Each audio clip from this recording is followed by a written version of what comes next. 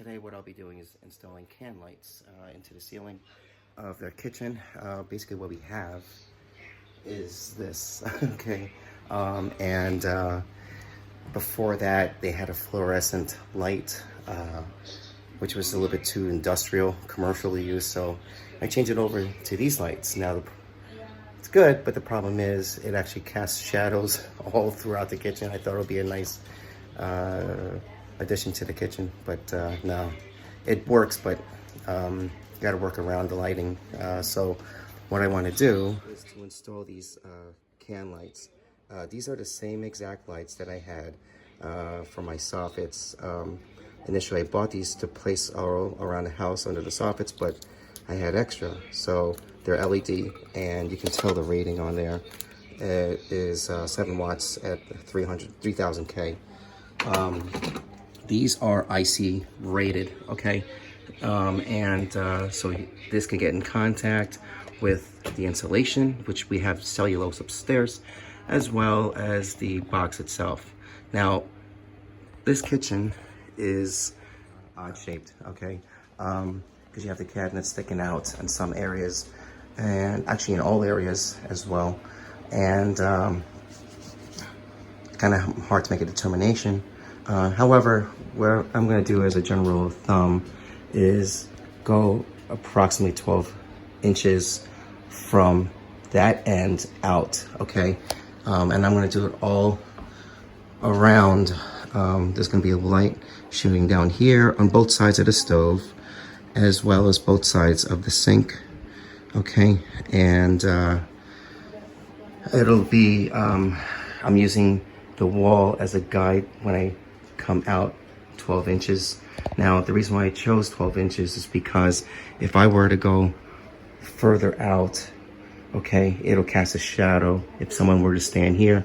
We do have under cabinet lighting, but I'm trying to make the best of, you know, working around things without using lights. And I think this kitchen will be fairly bright enough with these lightings. And again, they're multi-directional, so it means you can actually move the lights around with its own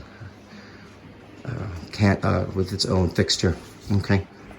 Now, in the center, which is where the island is, I'm going to have miniature pendant lighting dropping down, and I'll just have 2 of them.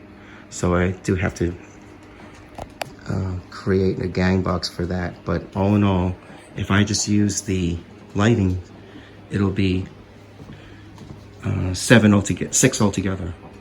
I counted 7, but I believe it's going to be 6.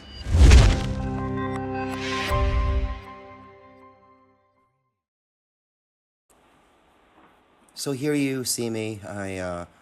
After pre-measuring all the holes or the areas where I'm going to drill into, and making sure that everything is right where it needs to be, I slowly went to each area and used my drill to bore a hole. Now, if you want to know the size of it, it's about 3.5 inches or 89 millimeters, whatever you want to call it. It actually worked pretty well. This is very similar to what I used in the other video where I was drilling holes for the soffits. Now, in case you're wondering, I really wanted to get the project done. It was daylight savings. It was going to get darker soon. And so originally I wasn't going to post this video, but then didn't realize that I had my Ring cameras running all throughout. So decided to check out these videos, and it came out pretty good, although the resolution wasn't as you know, as sharp, but I guess you can kind of make it out. The lighting above the counter is approximately about 12 inches away from that wall, as I mentioned earlier. And I think you also noticed too that I didn't wear a mask or goggles. I should have. I mean, I just held my breath and closed my eyes, you know, when I was drilling through, so the dust doesn't get in, which, you know, is a big no-no if you don't have anything to protect you. After I drilled the holes, what you didn't see me doing was I placed the lighting inside. So all those up the downlighting, I was able to snap it in through the ceiling, so not that much insulation, or the cellulose insulation doesn't fall all over the place. You can tell where the counters are like actually all dusty and everything. It's got a paper stuff on there too. What you see me doing right here is after I turn off the fuse downstairs that powers that light, I'm just disconnecting the old lighting system, the track lighting. I really thought it worked well, but again, it caused a lot of shadows. Remember, there is a central point to where all those lights are shooting. So if you notice, all those lights will be behind you. So if you're cooking, anything, there's a shadow, you got to turn on the lights. You know, if you're doing any dishes, and so on and so forth. Okay.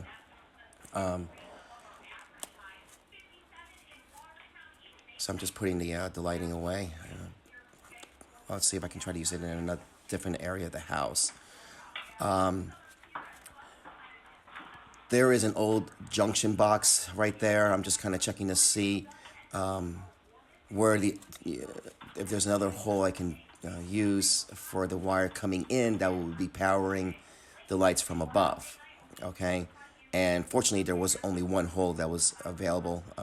This says two altogether, so it's like an old metal or aluminum junction box.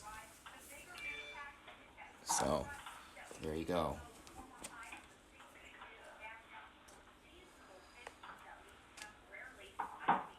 Again, to make sure that the lighting, there was no power running through there, although I turned it off from the box. I also have I guess a detector to see if there's any current running through. So right now what you see me doing now is connecting all the boxes together with the wires. And again, just like the previous video, I did the electrical tape, all the connections. They're just pushing connectors. There's no twist ties. Twist connectors on there. What I did was I just guesstimated the distance from one light to the next. So I started from the furthest end and worked my way around the kitchen. I didn't want to do this upstairs in the attic. It's tight up there in some areas, and it can get really messy and dirty. Although I would have loved to have done it downstairs in the kitchen, all this wiring, as I've done before in a different house. It would have been too messy with all that cellulose insulation coming down. So I'm just working under a lighting right there because I don't have any more kitchen light at this point. You can see where I'm holding everything together. Like right there. Okay, so that's what I'm going to carry upstairs. I mean, it's very easy to connect these to the lights. It's just a matter of trying to find them in the attic itself. I didn't do any video upstairs in the attic. Again, my camera for my phone, it wasn't, the battery was low, and it would have been too messy to kind of keep positioning everything. And again, it was more of a time constraint on my end as it was getting later. Let's see where I'm at. Okay, so I already connected everything upstairs. Okay, so I'm back downstairs. I did push a wire through that does, from upstairs, from up in the attic, and I'm just tying them all in together. To cover that hole where the light used to be, I just used a round cover plate. Okay, I think they make them different colors, but I chose white because of the ceiling. And that's pretty much it. Okay, so in the next slide, you'll see that once I turn everything on, the kitchen is well lit. Now you'll notice in the center, it's still a little bit dark. It's kind of hard at this angle, but that's where I'll be doing a couple of pendant lights in the center island. So it's almost like near the center of the kitchen. But everywhere else around, it's a lot more lit. If you stand right by the counter or anything, the light is actually directly above you rather than behind you. Now, as I mentioned earlier as well, if there is a shadow, we do have under cabinet lighting, so you can use them in conjunction with the light above. So I'm just cleaning up now at this point. It's a bit of a mess all over the place. These lights do dim, okay, and it's pretty amazing, as you'll see in the next slide. All right. So this is the light, the kitchen with it on full intensity, and you can tell there's a little bit of, it casts a little bit of shadow from underneath the counter, but it's negligible. And then the next slide will be just the low setting. It doesn't do it justice, but you know, it's a lot dimmer than what you see there. So if you guys have any questions, always leave a comment. Just let me know what you think, and I'll see you in the next one.